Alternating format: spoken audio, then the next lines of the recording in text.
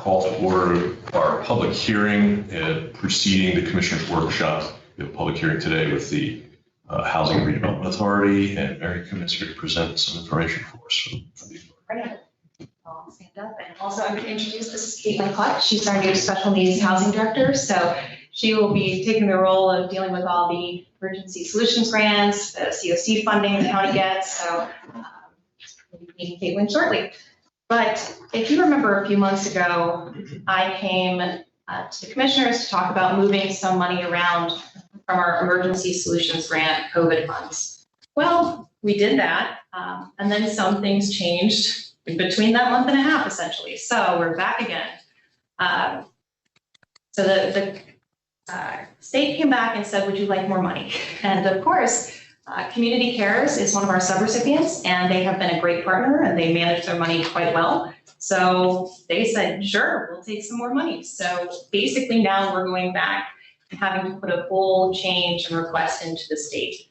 So what we're going to do is we're moving that money again for domestic violence services. They originally had some money in rapid rehousing. They'd like to move that to their emergency shelter line item, just because they see more need with shelter right now for them. Then Community Cares is also moving some of their money. They had money essentially in a homeless prevention program, but they see more need in rapid rehousing. So they're going to move their money from that line item to another. So these are considered substantial changes to the budget.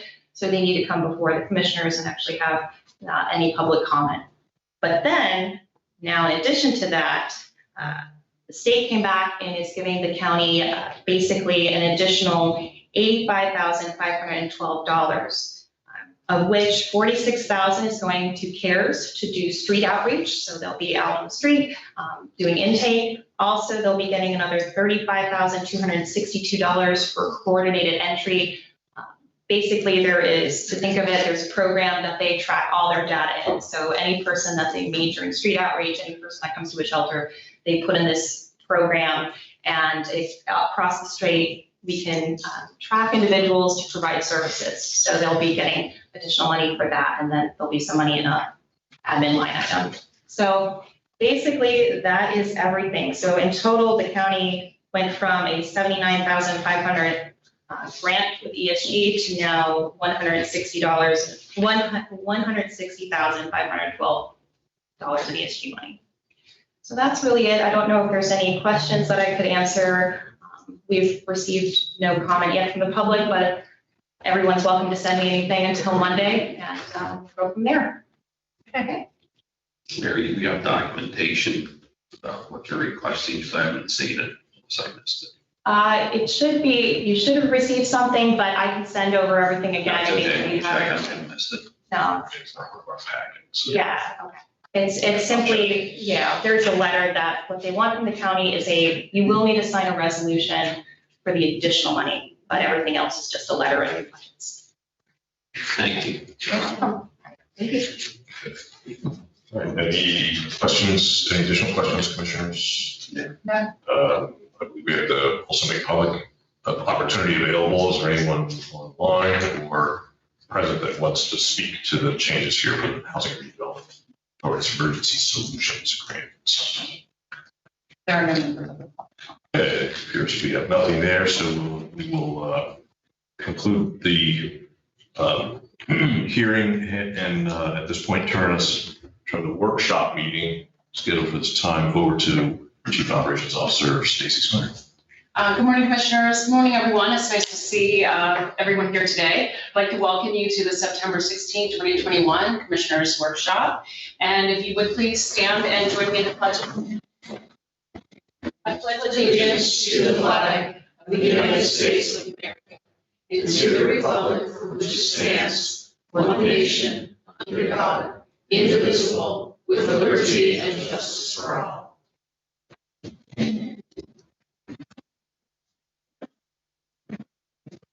Thank you. I call this meeting to order at 9:04 a.m. and at this time I open up the floor to public comments. Hearing none and seeing none, we'll move on then to agenda item number 3, and we have a special recognition today. We have two 911 dispatchers, Nicole Keepus and Steve Overmiller. who have earned the Stork Award. So please, Commissioner Eichelberger, I'll turn the floor over to you.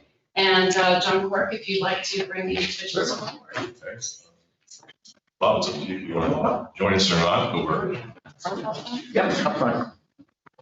We're pleased to have an opportunity to recognize some of the fine work from our safety and 911 folks. So these are particularly special. So we have, on occasion, we want to recognize the work of our folks who help with the delivery babies. So we have the Stork Awards for just that purpose. And you guys know far more about this than I do. So Q, did you want to? Sure. The Stork Award is awarded to a dispatcher who takes a call for obstetrics. If there's a baby, it's going to happen. They're in labor or a baby's coming prior to getting to the hospital and they need an ambulance, they call. And we have specific protocols we can talk them through and deliver the baby if it's going to happen. And both of these individuals have done that. They did that in May. Nicole's been with us a little over 3 years, works as a telecommunicator 3, as well as one of our mentors training our new people. Steve's been with us over almost 25 years and works as an assistant supervisor, also a mentor to our new folks. And believe it or not, it's both their first Stork Awards. So they both do an outstanding job and we're lucky to have them.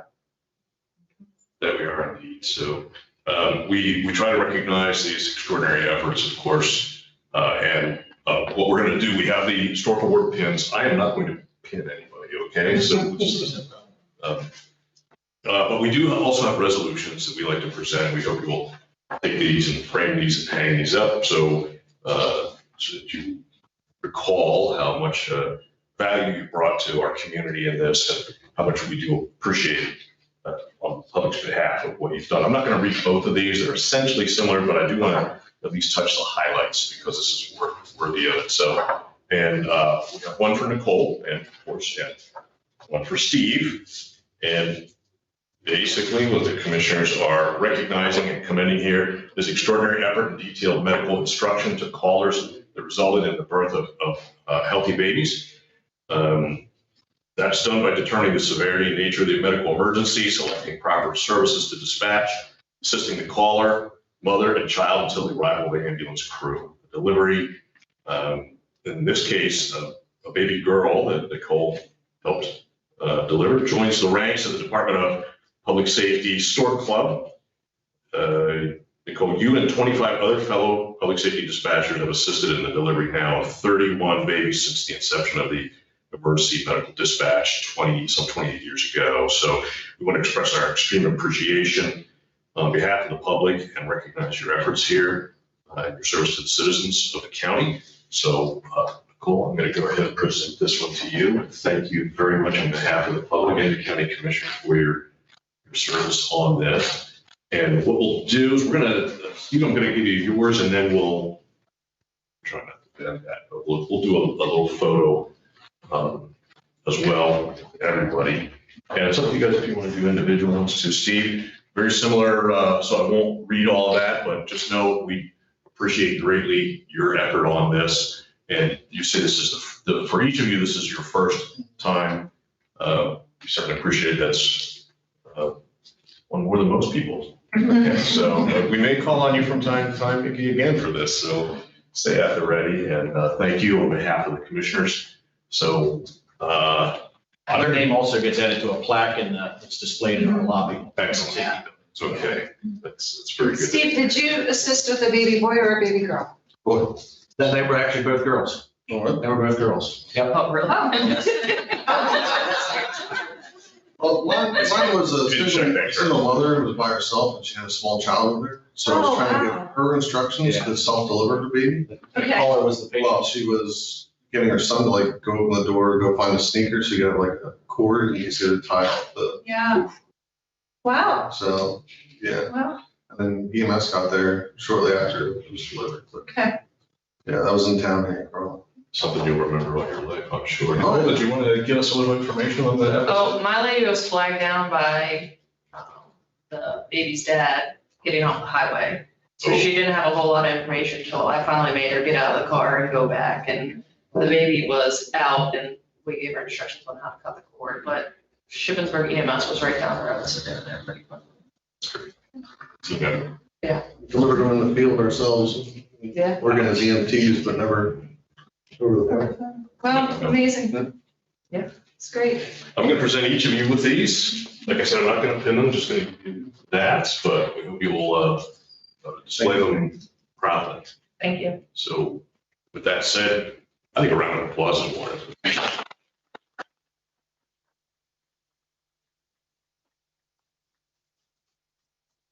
Okay. And the photos, can we all get together between the flags?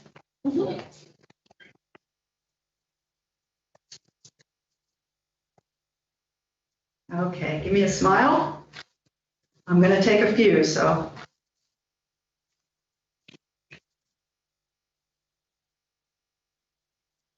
Another big smile.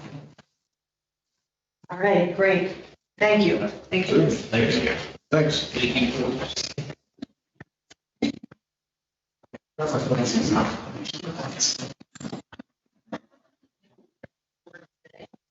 I recall.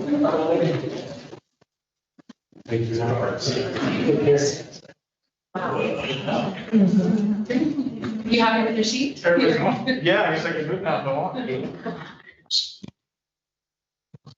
All right, well, it's always nice when we're able to start our meeting with such good news. So thank you, everyone, and we'll get back to the agenda. Move on to agenda item number 4, and I'll call on Rich Farr to discuss the request for the CAT local match for calendar year 2022. Rich?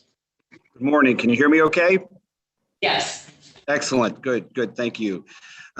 Each year, we're required by Pennsylvania Act 44 and Act 89 to make local requests for local match to support state funds, which then in turn support our federal funds. So this year's request is $367,264 for operating, and then $6,849 for capital. And so the total this year is $374,113 for Cumberland County's portion of the CAT program. This is down a little bit from last year, and that is primarily due to our restructuring. Our CAT 2020, as it began with COVID, turned into CAT 2021.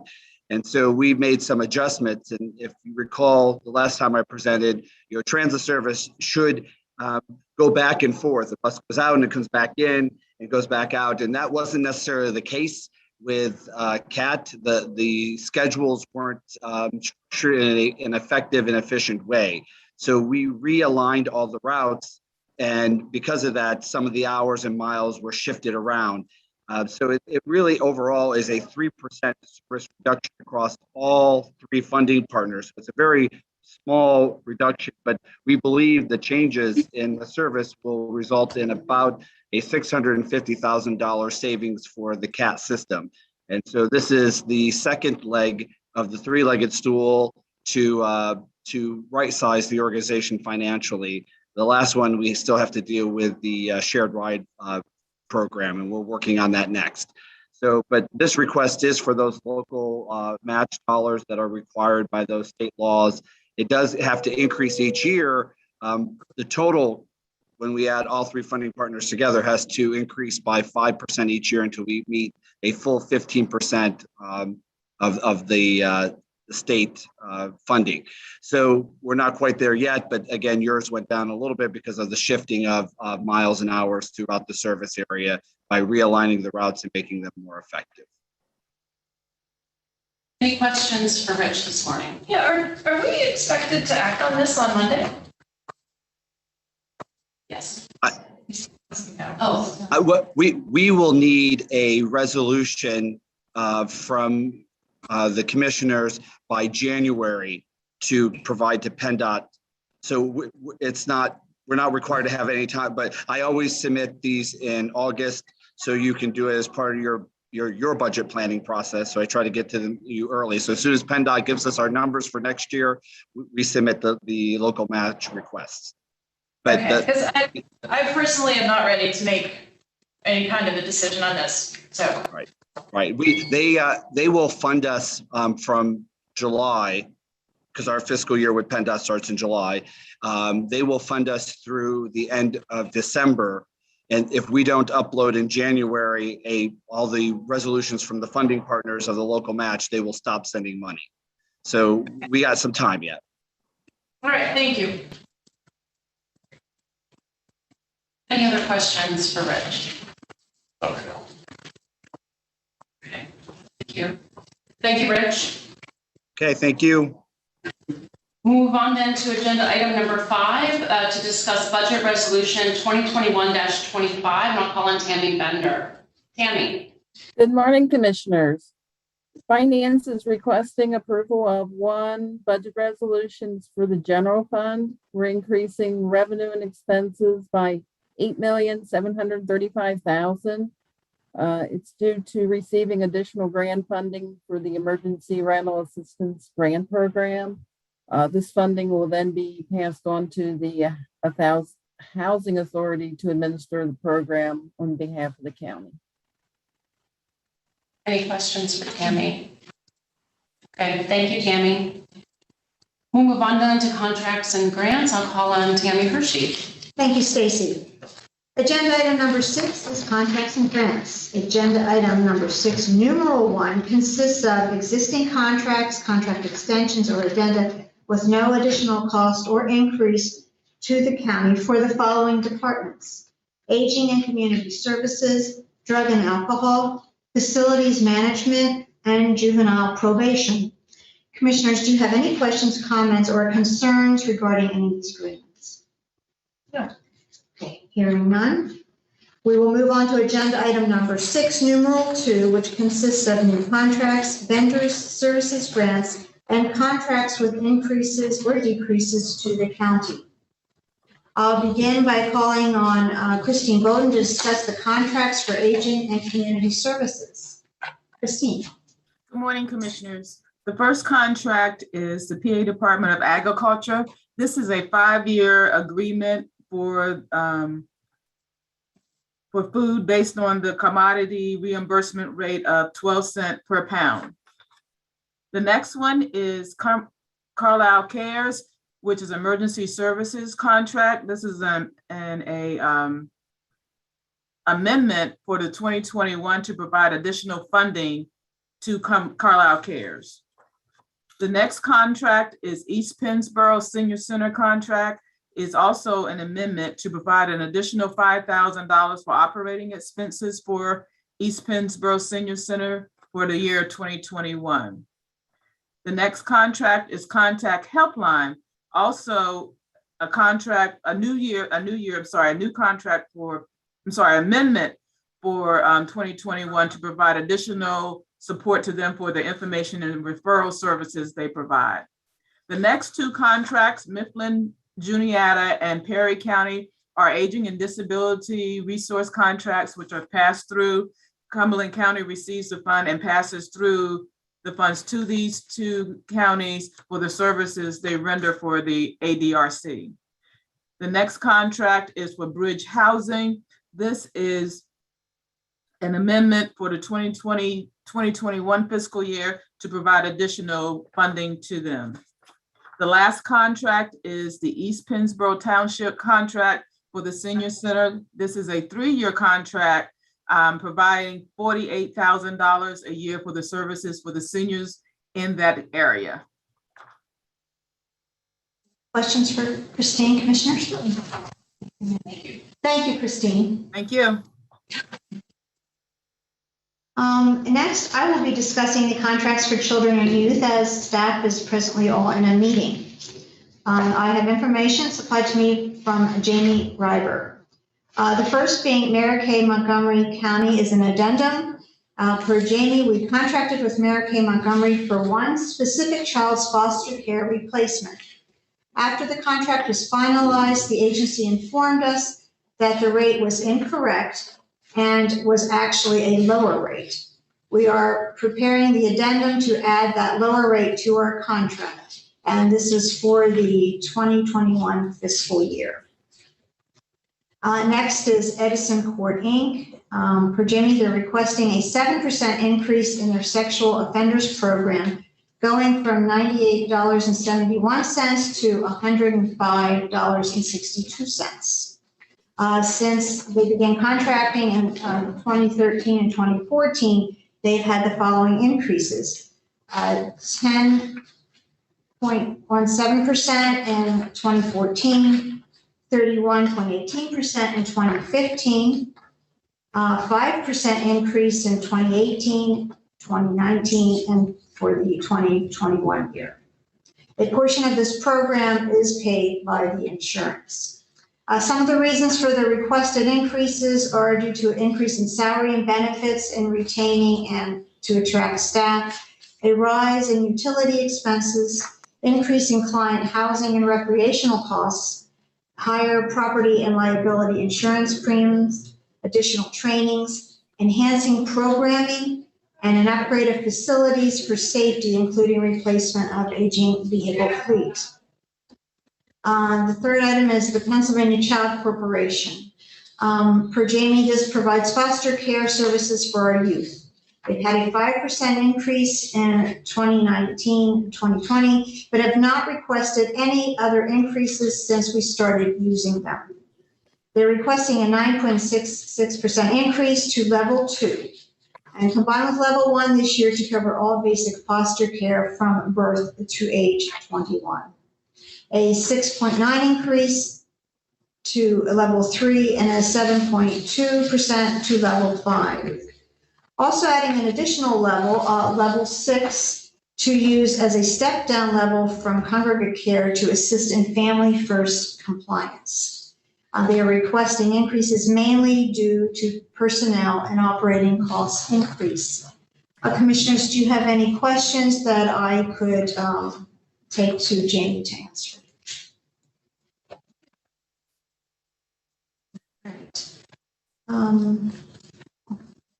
I will now call on Lori Glaze to discuss the contract for conservation. Lori?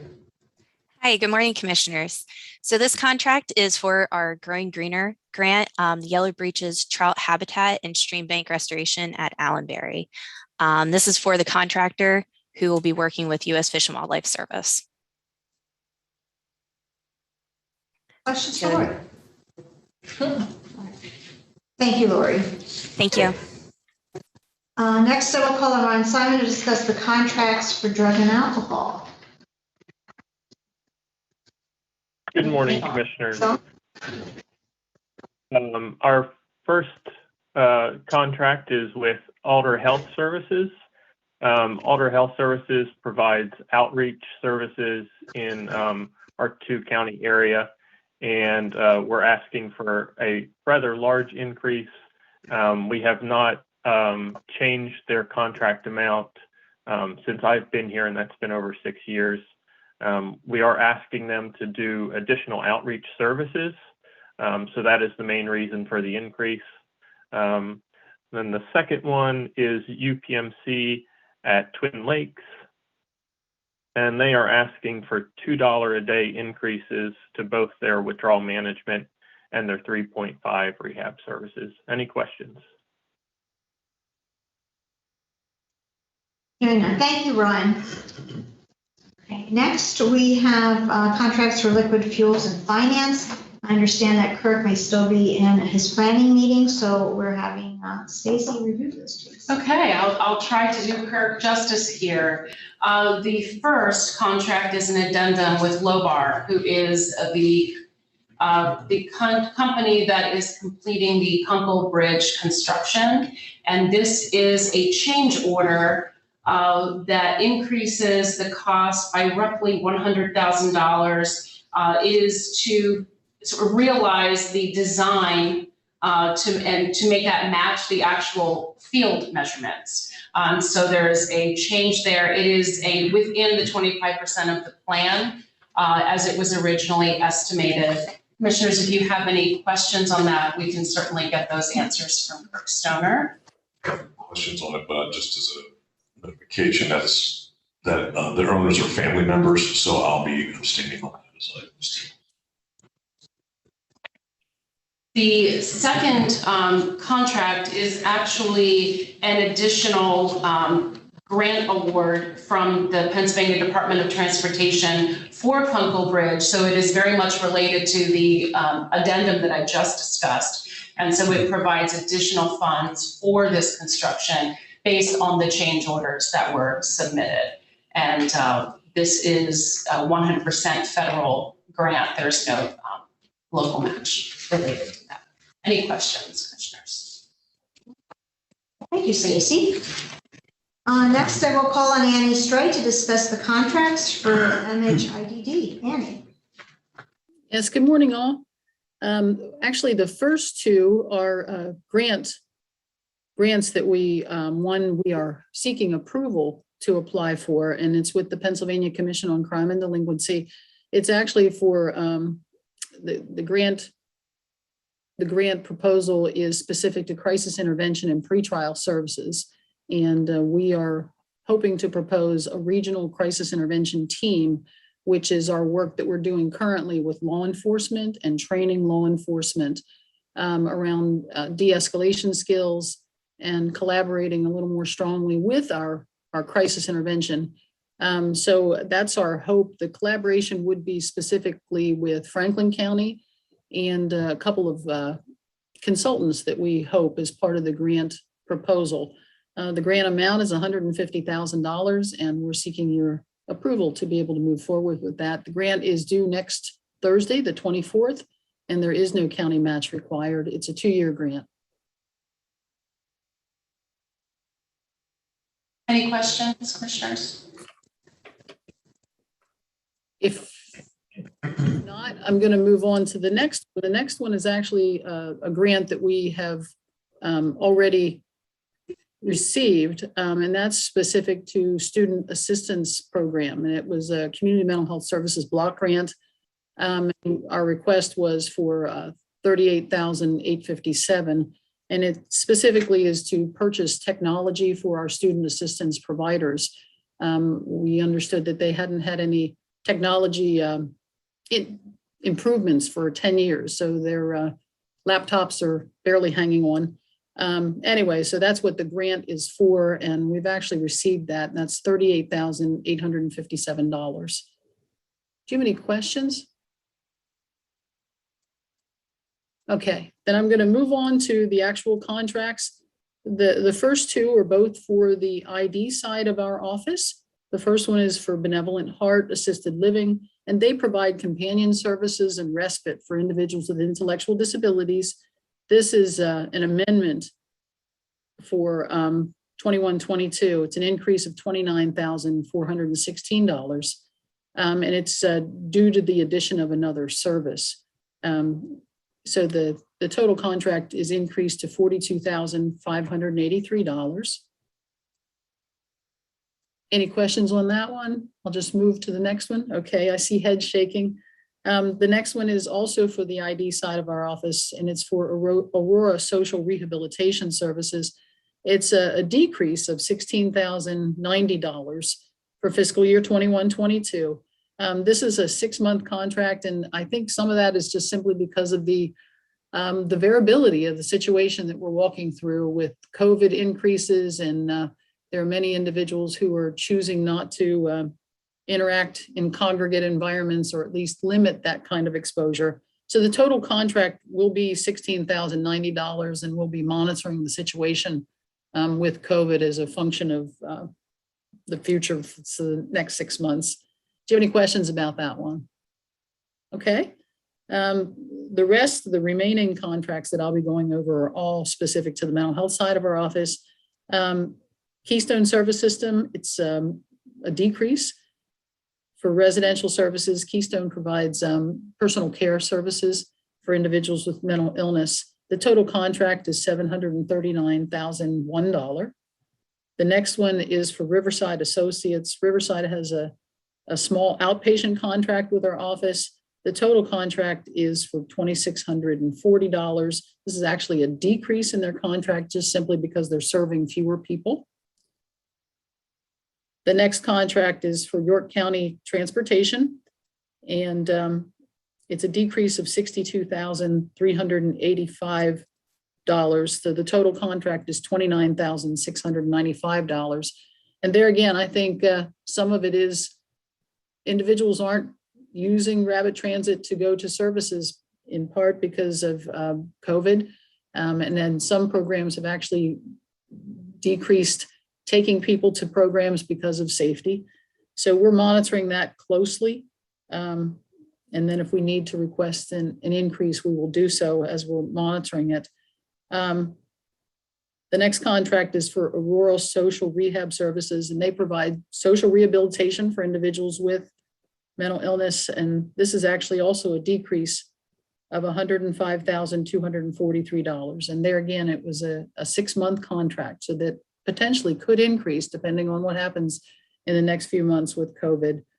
So there, the total contract is $63,524.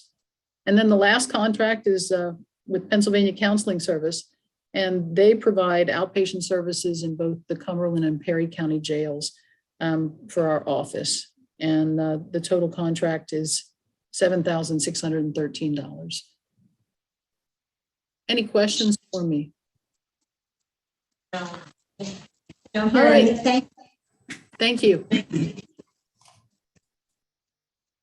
Next, under planning, we have an addendum, and I believe Kirk is still in his. Yep, so I'll cover this for him. This is simply a land partnership award. Silver Spring Township was awarded this back in 2020, and it was to update their zoning ordinances. And this is simply an extension to give them more time through the end of the year to complete that project. Any questions? Thank you, Stacy. Next, I will call on Travis Shang to discuss the contract for the prison. Good morning, Commissioners. The prison is seeking authorization to enter into an agreement with Huntington County to house their pre and post-sentence female prisoners. The current per diem rate is $65 per day. Any questions? Thank you. Thank Travis. you. Have a good day, guys.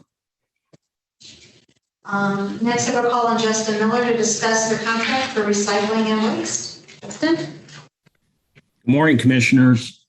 So the Department of Environmental Protection has a Act 101, Section 902 Recycling Program Development and Implementation Grant, period open, with a due date of Friday, September 24th. I've worked with the authority and to some extent senior management on an application for the county. And it really consists of 3 components. So I'd like to break those down individually for you. First component is a request for 90% reimbursement of the cost of our 2019 horizontal grinder, which we received a grant to buy, but the cost of the machine exceeded the cap at that point. So we're going after an additional total project cost of $165,371. 90% reimbursement would be $148,834. And our 10% match, we would, since we've already bought the machine, there would be no additional out-of-pocket expense for that. So we thought it made sense to try to capture this additional money. Component 2 is seeking 90% reimbursement for a paper shredding and baling system for the recycling center. It consists of a shredder, a baler, a conveyor, a tipper, and actually a pole building to house the equipment, as well as feedstock and end product. You obviously want to keep it clean and dry. Total project cost for that is $161,047. So we'd be seeking $144,942 and have a 10% match of $16,105. The purpose of this is to improve both potentially internal paper shredding operations within the county, as well as offer a paper shredding service to the public, our municipalities, and our businesses. It would be a fee-based program similar to electronics and household hazardous waste. And the authority believes it would offer a service that there really is not a convenient, effective alternative for the public to use at this time. Third component this is kind of interesting. Counties and municipal governments can sponsor nonprofits for recycling projects. We have done this in the past with both Messiah and Shippensburg universities. This is a sponsorship of the Dickinson College Educational Farm Anaerobic Digester Project. They would be recycling food waste through the digester. They cannot apply directly, but we can sponsor them and kind of act as a conduit to get some funding for their project. In particular, they're looking for a food waste chopper. Cost of that is $61,426. Dickinson would fund all of that, including the 10% match. And once again, we would act as a conduit to funnel that money to them. This would require a written agreement with the college. We have prepared a draft. And if you approve moving forward with this grant application, we would need to finalize that within the next few months with Dickinson College. They have seen the draft and appear receptive to the draft. I want to point out that, keep in mind, this is just a request to submit an application at this point. It will take the state several months to review the applications and choose awards. And interestingly, the state opened this round up to everyone. Previously, if you got an award last time, you cannot apply in a next round. So I anticipate this to be super competitive. So there's really no guarantee that we'll get a full or even a partial award. And we won't know that for several months. And at that point, we would be presented with an official grant agreement. And if we decide to, pursue something different, we could ask for change of scope of work at that point. Any questions on any of the three components? But I just have one question. That eligibility change that they made where you can now apply it with every round, is that a permanent change or was that COVID or is that just kind of hanging out there as a? Yeah, I don't know, Gary. Actually, I think it's a response to the legislative body and the governor taking $50 million from the recycling fund. I think it's saying, hey, let's get this money out there for recycling projects and not have it sitting there being a temptation to do that again. Okay. That's my personal belief. I other than that, I do not know why they decided to go that route this time. Are we worried about that being depleted for future projects though? What do you mean by that? Well, if they're trying to get the money out in the street rather than have it sit in the bank, so to speak. Oh, okay. Yeah. Is that going to shortchange us in the future? I would say probably not, because there's still an inflow of money coming in from, the tipping fees. Right. Okay. I think it's a scenario of them trying to maximize return and not have that money being a temptation in the future. Yeah, that makes sense. Okay, thank you. Any other questions, Commissioners?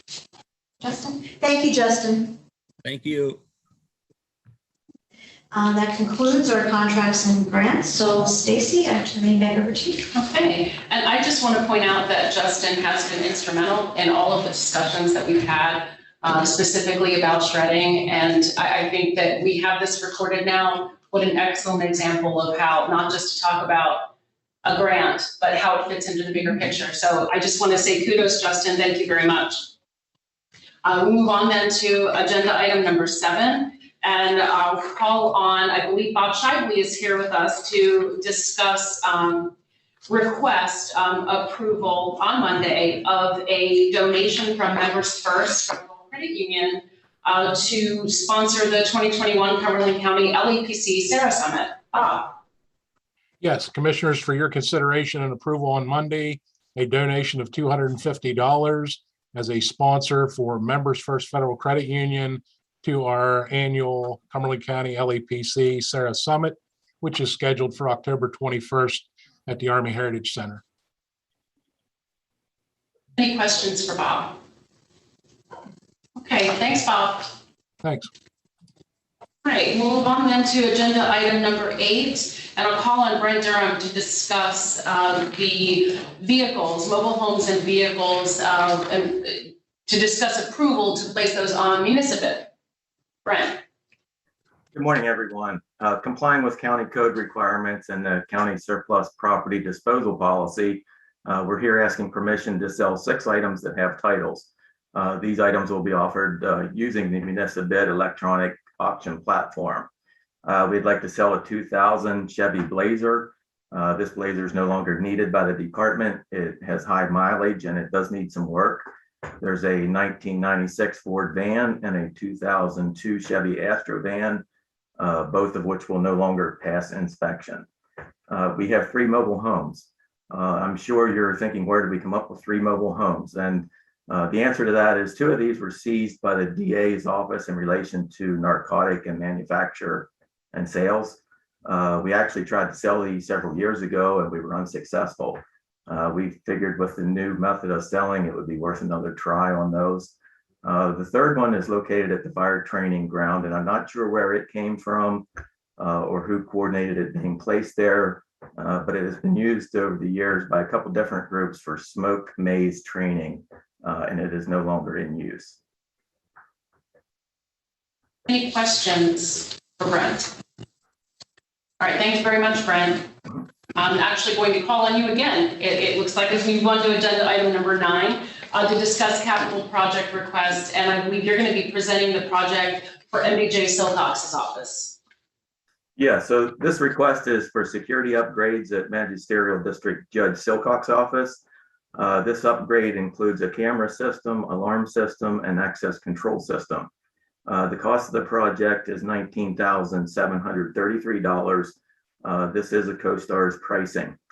We will be applying $6,446 towards this project from AOPC security grant once they approve the project. When comparing this project to several of the other security upgrades that we've completed at DJ offices, you'll notice this one is a little bit more costly. This is mainly because of 2 things. First off, this is the largest of the DJ offices. Because of the size and the layout, it requires more cameras for coverage, larger monitors so the employees can see the cameras. There's some more doors that need control, the wire runs are longer, etc. And then secondly, the space has a significant amount of windows on the exterior on 3 sides. And to properly protect those intrusion points for the alarm system requires quite a bit of motion sensing. And all of this, of course, increases the amount of labor involved. Questions? Okay. Thank you very much, Brent. Thank you. We'll move on to the next capital project, and I'll call on Mark Adams to discuss an emergency laptop purchase. Mark? Good morning, everyone. About the end of August, we put through some paperwork for a capital project, which is our normal fall life cycle of computers. In beginning that process, we discovered through our vendor with Dell, there's still a big laptop shortage due to computer chips, semiconductor processing, and things like that. So we got some prices for basically what was in inventory that they already had. And so we wanted to pull the trigger and get that order processed. So we asked Stacy to expedite the approval of the capital project so that we can get that order in place so that we weren't having to have those computers rebuilt and then have a delay in getting those shipped. We currently have, from the spring life cycle, we still have 3 laptops that have not yet been delivered and won't be until October 4th. So we just wanted to prevent any delays of getting our equipment updated for the fall. So we're presenting that to the board today for approval from your end for 50 laptops with the docks at a price of $96,250. Again, this is not a normal, or this is a normal expenditure for the county. We just had to expedite the process a little bit quicker to get the laptops in-house. Any questions for Mark? All right, thank you very much, Mark. Okay, thank you. Move on then to agenda item number 10, and this is discussion of the Local Emergency Planning Commission, the LEPC, appointment recommendation. of J. Michael Fluck, and I'll call on Commissioner Oshie to discuss. So we have an appointment recommendation to the LEPC for J. Michael Fluck. Mr. Fluck has an extensive background in safety management.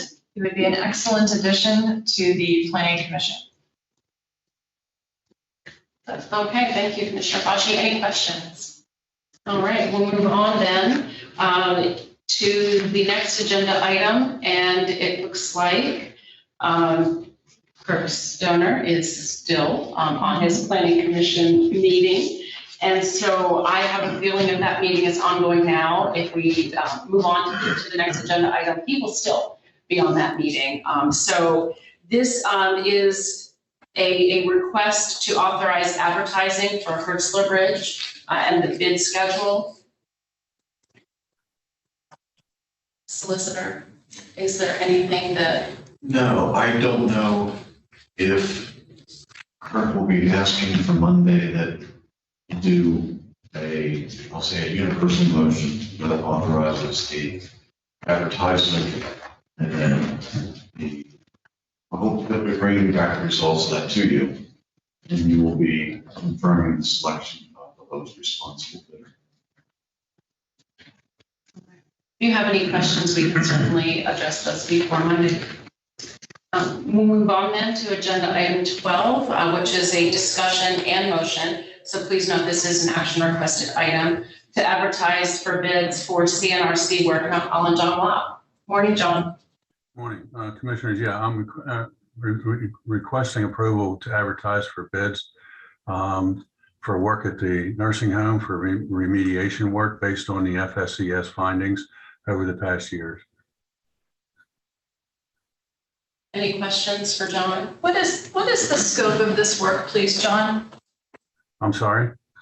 What is the scope of the FSCS remediation work, please? The scope of the work, there's three separate categories. One's a construction type, one's extended travel distance, and one's the extended smoke zone. The construction type, that consists of constructing some smoke walls. It also includes replacing ceiling tile with fire-rated ceiling tile.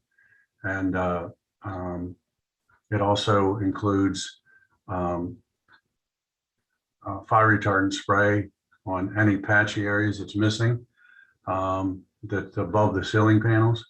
And it includes LED lighting, surface mount lighting to eliminate the need for tenting above the existing recess type lighting that currently exists. There's two options. You can either tent it above, and that means cutting all of the ceiling tile and making little boxes, or you can put in new LED lighting surface mounts. The extended travel distance, that's utilizing the existing exterior door to the memorial courtyard. That's already in place as part of the completion, using that as an exit door to reduce the distance to less than 200 feet in the zone, and an existing mag lock system on this door that'll need to be tied to the fire alarm system, and an illuminated exit sign. The extended smoke zone, that's changing existing double doors to the hallway by the kitchen that leads to therapy with proper smoke rated doors and with proper glass and size of glass. Also making some modifications to the wall area around this door to make the wall smoke tight, and installing a few duct dampers and existing duct work that goes through the wall between the kitchen and the employee lounge. Any other questions for John? John, is there a deadline as to when this work has to be done? There is a deadline of February 2022.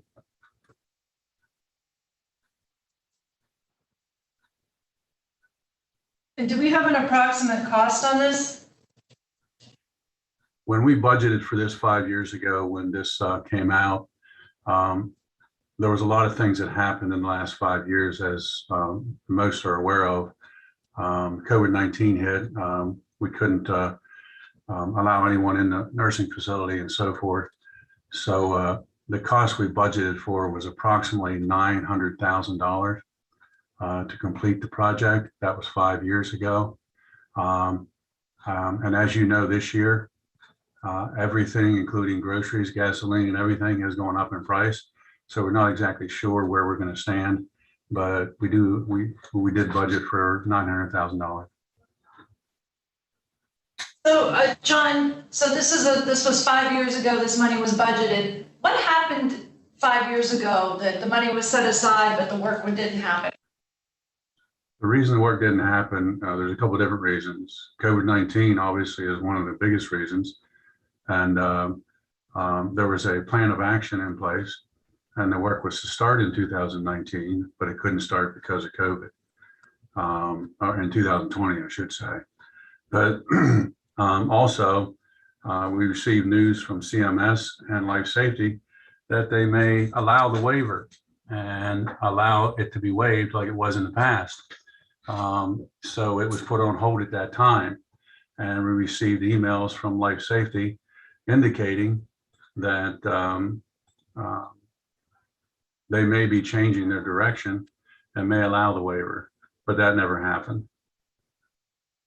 So those are John, some, okay. I just want to add that while yes, there was a waiver for 5 years, that the first, I'll say 2.5 years of that project, we had 2 engineering firms who came in to study, to determine what needed to occur. And then we also had an architectural firm that came in to draw up the plan. And then that plan had to be submitted to Life Safety, Department of Health. And so really the first 2.5 years was doing all of laying the foundation, if you will, to be ready to get this project started in terms of construction. Would that be a correct statement, John? that is quite correct. We called in COFEL and QDOT, and we actually called in 2 engineering firms instead of just one to evaluate the FSCS remediation.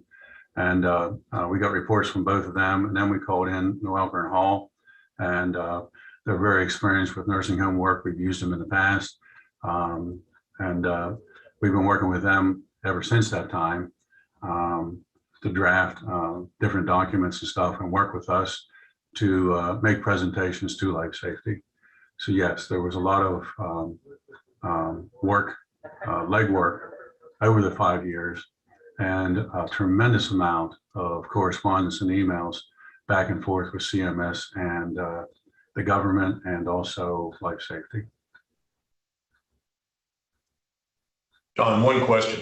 As I recall, the $900,000 figure was somewhat at the upper end of the range we were budgeting. Is that correct? That is correct. We originally figured around $500,000 based on some preliminary estimates, but we raised it to $900,000 because of the additional wall construction. And we weren't exactly sure. Anytime you estimate a project like this, you're not sure what you're going to run into on any renovation or construction project. So we did up the amount to $900,000. Yeah, I guess the question for us was that in retrospect acted as being a pretty effective hedge against inflationary pressures, which over 5 years could be substantial, especially in building materials. But so at this point, we don't know how much of a hedge that provided because we don't have a final cost, right? That is correct. We don't have final cost on it until we bid it. And we've been reaching out to different vendors just to see about inventory, whether how much the items are and so forth. We have a couple of preliminary estimates just recently on ceiling panels, and it's in the $100,000 range. So we won't know about labor and material until we actually go out for bid. And John, one other question. Do we have to do anything with the barriers between rooms? The barriers between rooms, the smoke walls are the only things that we have to construct. And they have to be constructed, like I said, in the separation walls at the tower ground dock area, the trash chute room, and the first floor hallway, and a laundry foyer area. That's to the best of my knowledge, that's the walls that need completed. As far as barriers, they are barriers. They would be firewalls. Okay, are we feeling confident that we understand the entire scope of this project that has to be completed by February? I'd say very confident because Okay. it's already been, Knocker and Hall had already talked to Life Safety a couple of years ago about the project, and everything was in the approval stage at that time. And so, yeah, I think with the two engineering firms that gave us the reports and Knocker and Hall's help and their assistance, they've been crucial to this whole scenario. And yeah, I feel very, very confident that that's the scope of work. Like I said, when you get into a renovation or construction project, you don't know until you actually get involved. But with the two engineering reports and the findings, where people come in and just evaluated the whole area, the whole building, this is what's needed. Okay, so I'm going to rephrase the question. We're confident that we have the entire list from the government that they're telling us we need to do to stay legal. Yes. Okay. Now, we will also know, Knocker and Hall will be presenting to the Life Safety today. And it's already been approved one time, so I am very confident that it will be approved again.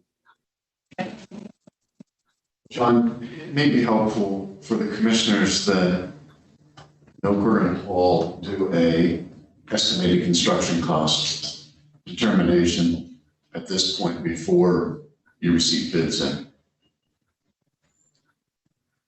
What was that first part, Keith? Did you ask for an estimate on total construction cost? Have the engineer prepare an estimate on total construction cost for the project at this point before we get bids in. Yes, the Knocker and Hall will be preparing bid documents and so forth. And if you need estimates on the completion of the work, we can also do that. I think it'd be appropriate for them to do an estimate of the cost of the county before bids come in. Okay. So the commissioners at least have the engineer's perception of the cost of the project. Will do. Thank you. Any other questions or comments for John? Okay. So we need action on this today, you say, so I'll entertain a motion. Make a motion to that the county advertise for bids for Claremont Nursing and Rehab Center for remediation of the FSES findings as discussed by John Bob. I second that motion. All right, it's moved and seconded. All in favor indicate by saying aye. Aye. Motion carries unanimously. Thank you, John. Thanks, John. Thank you. All right, we'll move on then to agenda item 13, which is Commissioner's Liaison Reports, and I'll start by calling on Commissioner Eichelberger. Okay, well, I thought I had pretty extensive reporting, but Justin and Annie Straight did you all a favor by doing most of that for me. And probably doing it 10 times better than I would have anyhow. So I just have a number of items to summarize really. The, let's see, it did give me, we went through the, on recycling, we went through the applications and I found this one. This month's authority meeting is not going to be held because they dealt with all this business already. So we won't get a forthcoming report from authority meeting. Justin also sent me a quick update on the some of the recycling programs. The electronics recycling, so far this year, 219,796 pounds. And that's on pace to collect 277 by the end of the year. I think I may put them over the top next week since my wife ordered me to clean the basement. So we're obviously making some real headway in getting these things out of the waste stream. Fine work by all involved in that. So this continues to be very relevant. And it's not, a lot of people thought there would just be a short-term bulge in this stuff and then it would dissipate, but we really haven't seen that. There continues to be an enormous demand for e-recycling. And our folks are doing a nice job out there with 2 afternoons a week currently. Also, the August 21st Household Hazardous Waste event, very successful as they all have been. 33,020 pounds collected at that event. Total for the year, 110,492 pounds. There's one more event scheduled for this year, Thursday, October 28. Again, that's pre-registration. So feel free to check the website for any updates on that event and to register. So that's recycling. Annie gave us the contracts, but also a lot of good information on the crisis intervention. There is a advisory board meeting today. I'll be attending that, and there's going to be a lot more discussion in regards to the crisis intervention needs, which have been escalating rapidly, partly because of COVID, but more just because of the organic growth in the county's population here, as well as just the socioeconomic pressures that we've seen increase as well. So a lot more happening on that. And it did mention that there's a lot of discussion right now in regards to, no surprise, labor shortages in terms of our providers. So they're finding it very hard to staff up to meet this increased demand. And that's hopefully something that we're going to be able to make a dent in going forward. But I think we're all familiar with the fact that the widespread labor shortages is pretty pervasive and probably is going to be a long-term challenge for us. So we'll probably hear a good bit more about that as well. Training is obviously an important part of what MHID has been involved in lately, especially the de-escalation through with law enforcement through the CIT, the Crisis Intervention Training. There was a 2-day train-the-trainer event recently. It was very successful. MH and law enforcement teams from 5 counties joined together to be trained to co-facilitate de-escalation. This is a primary priority of our effort in mental health and trying to regionalize the solution on this. There were 2 staff that went to the international conference on this topic recently. Both passed their certification exam. That means they are now credentialed by CIT International to help us push this forward and get that training as widely dispersed as possible. The next training will be the week of October 25 through 29th. It's going to take place in Lower Allen Township. That's a 40-hour regimen, so that's a substantial investment for law enforcement to make, but one that they obviously have seen the need for prioritization of. So kudos for our folks on that. Human Services Block Grant application was submitted in mid-August, and that's a bit of a protracted process. They'll be waiting from Department of Human Services for feedback on that to complete that. So we'll hear more about that going forward and get updates on that as warranted. The only other item I wanted to report out on briefly was we continue to have a lot of organizational work with Katie, which is a bit of a transition here, and our workforce development director, Laura Potoff, has departed. Yesterday was her final day.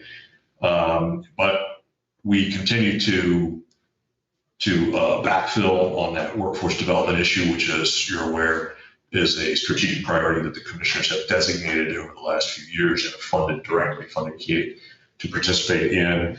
We're very hopeful we'll be able to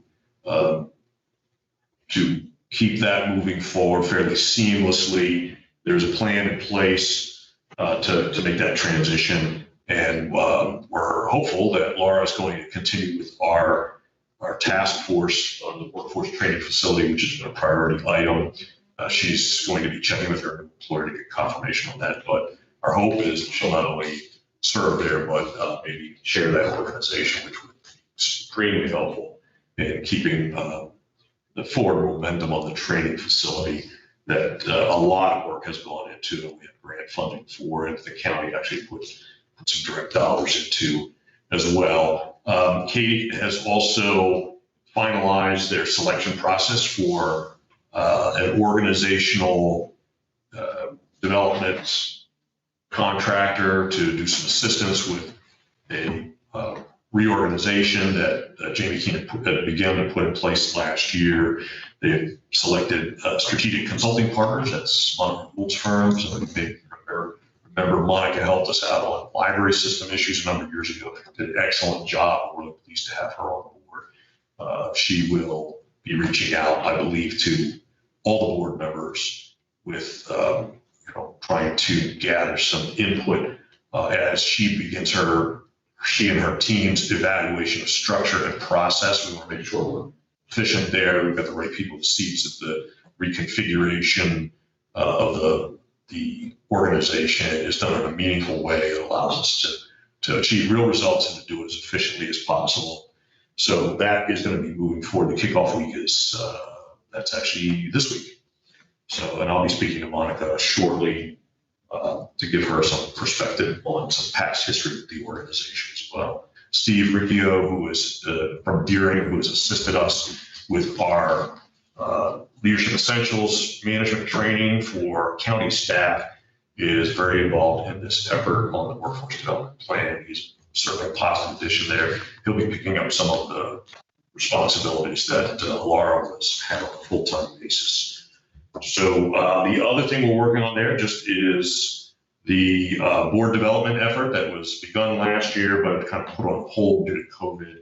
So we're continuing there to come up with a significant recruitment and pipeline system that should ensure that we have the right folks sitting on the board for Kate going forward, so we can continue to grow the organization and make it successful.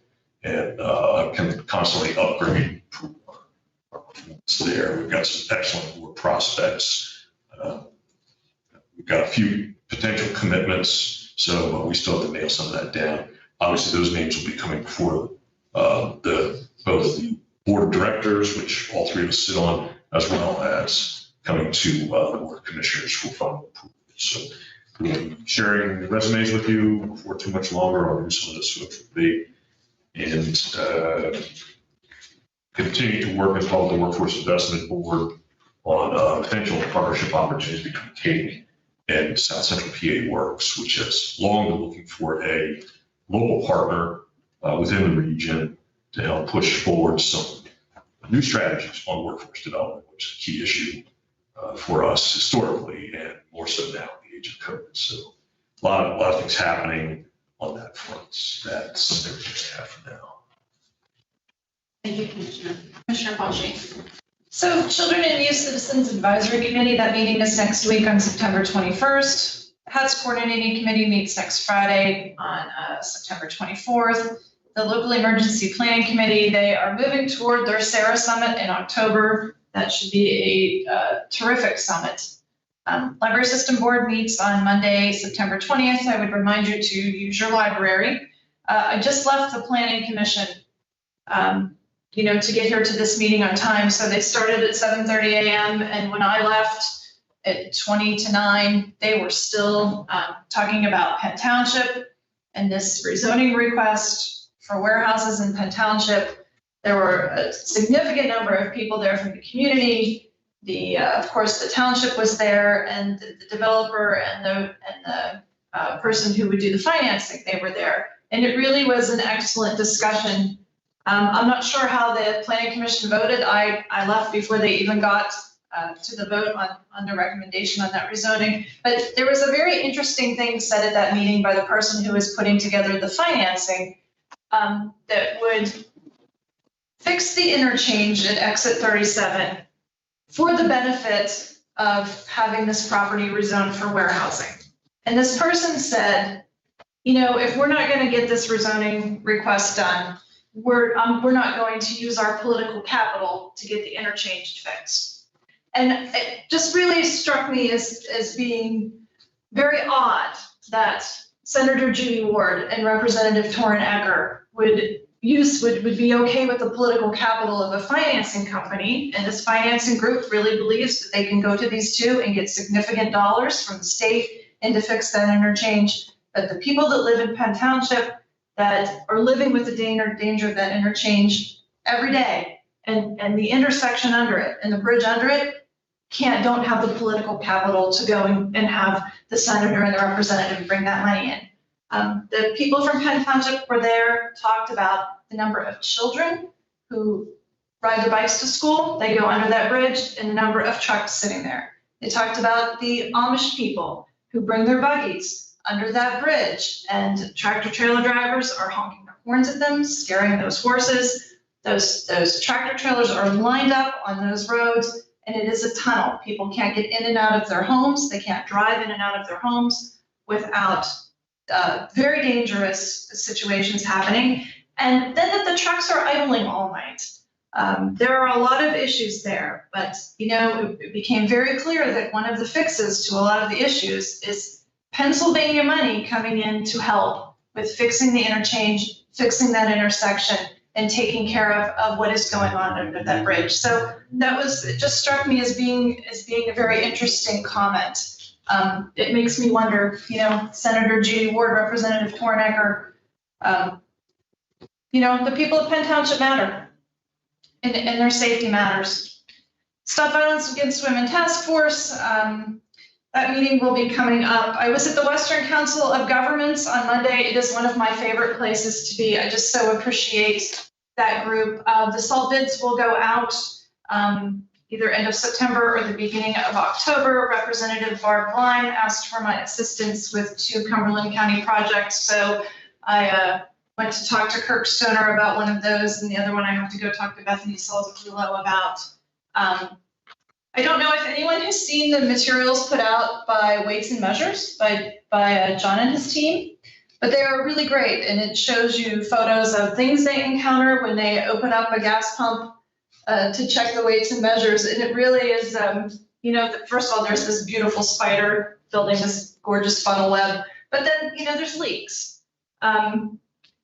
There's high voltage electric right there. They really are encountering a lot of crazy things. So they put out a really nice piece, and I think everyone should take a look at that. And while I was talking with Vector Control and Weights and Measures, they were explaining about this fabulous piece of technology that they have gotten from mapping. And so if you have a complaint, a vector complaint, you can go out to Vector Control's website and log your complaints, and it shows up on a map. And because of the work that they've done with mapping and IMTO, our Vector Control people are in the field, and they can show up at your house within minutes of that complaint being logged. And they did that last week with the mosquito issue. And I just think that shows amazing cooperation amongst county employees.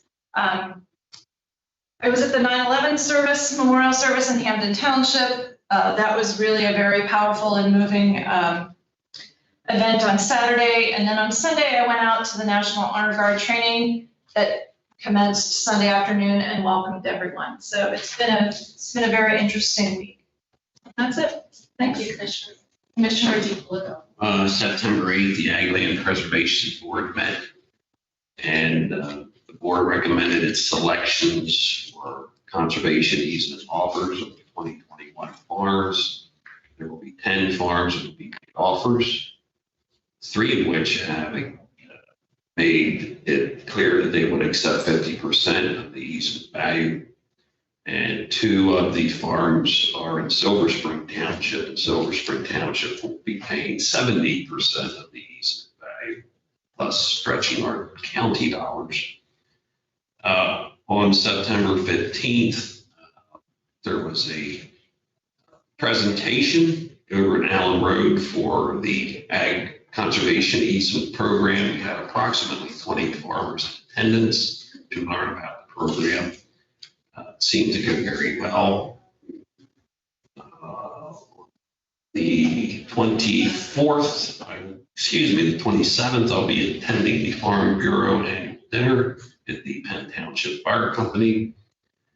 CapCog will not have a meeting in September, but they will be having their annual golf course and dinner on September 20th. Both my colleagues, I believe, have received information on that invite. This Friday, I'll be making some opening comments, as will Commissioner Fauci, at the South Mountain Partnership event regarding climate change that's being held at Pine Grove Furnace. The Housing Redevelopment Authority will meet today at noon, and Department of Aging Friday. That's all I have. Sorry, Commissioner DeFilippo, I just wanted to add to something that you mentioned to me yesterday about the Western Cog and farmland preservation and getting municipal buy-in. Based upon the meeting at the Planning Commission this morning, Penn Township, they talked about how they have determined in their comprehensive plan that they are an ag area and would like to remain that way. So I think that's probably a good place for me to start getting buy-in. Yeah, for sure. Ag, Penn, Dickinson, that area is right. Good.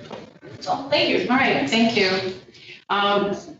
Kirk Stoner has actually joined our meeting, and if there are any questions on either of the agenda items that he wants to present, he is more than happy to answer them. Are there any questions for Kirk? It's nice to see you, Kirk. Had a long morning. Yeah, it was. We made it. Any questions about, would have been the low bar addendum, the land partnership extension, or the additional grant from PennDOT? No. Okay. Thank you, though, for signing into the meeting. Thank you. Yeah. All right. I would like to report that we did have an executive session on September 15, 2021 at 9:30 a.m. regarding personnel. I think that includes litigation as well. And I actually had a question for you prior to the meeting as to whether we should amend this, if we could just simply state it. You can simply state it. Simply state it, personnel and litigation. There we are. Is there any other business to come before the board today? Okay, no further business. We are adjourned. Thank you, Sue.